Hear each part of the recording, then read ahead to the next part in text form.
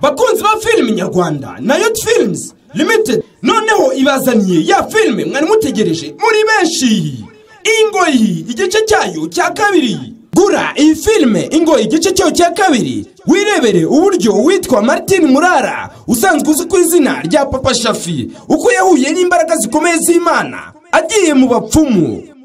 Iyi filime irimo abakinnyi b'abahanga musanzwe mumenyereye mu Rwanda nka Wirindahiro bakunze kwita Paul, Damuru Selimani, Odas Mucho Papi, Mama Zulu, Gahongayire Solange musanzwe mumenyereye ku izina rya Zuzu, Mama Queen musanzwe mumenyereye muri filime Siryo Herezo. Aba ni abakinnyi ndakurahiye.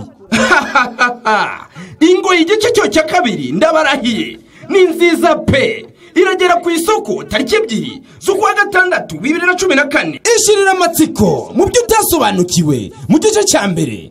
Gura n'igice cya kabiri maze wirebere. Iyi film ushaka kwirangura cyangwa kwicuruza detaye wadusanga mu mujyi rwagati mu gikari cya Fantastique cyangwa se ugahamagara kuri nimero zikurikira